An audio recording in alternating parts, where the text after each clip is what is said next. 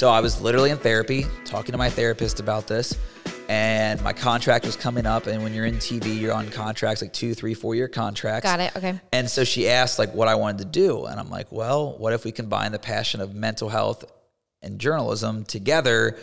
And so that's where it was born. I quit my job last August. Wow. And then launched this November 1 of 2022. So it's about to hit a year tomorrow, right, from when we were recording this, which is crazy, but it was just a really genuine thing. And I did a lot of research. I couldn't find anything out there that like had these types of public figures on. There's podcasts where people come on and talk about their mental health, but where it's the focus, I couldn't find that anywhere. Yeah, no, I completely agree with you. Like, I'm a pretty loyal SmartList listener, which is, you know, Sean Hayes, Jason Bateman, Will Arnett, whatever. Amazing.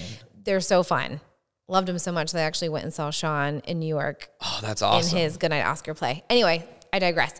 But I agree with you. They have tons of celebrities on, tons of people, and it might be a byproduct of the conversation. Right. But I feel like your podcast is the only one that I have found where it is the conversation. Yep. And I also think, from the point that you made earlier about like men talking about mental health, men opening up about the conversation, it's not a widespread idea. Women get together all the time and talk shit about you guys are pros at that. We're pros at that. We'll talk all the shit.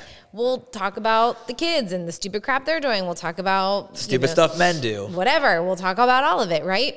But many times us women have said to each other, I wish my husband had a group of people where he could talk openly, freely, transparently, authentically, raw, cry, whatever it needs to be to get to the crux of whatever is going on inside. It does not happen. It doesn't. And this is not a shot at like my best friends. I've had the same best friends since I was 16, 17 years old. We're still in a group chat today. We went to UC together, and I love them to death, and they've been there for me in my darkest moments. But one of the biggest things that I struggle with, even to this day, is that they are all married. Sure. Some of them have kids now. None of them have been in my shoes of the depression, the suicidal thoughts, and like the world that I live in now, of, you know, the sports reporter, now podcasting. Like, my best friends can't relate to me. Yep. And so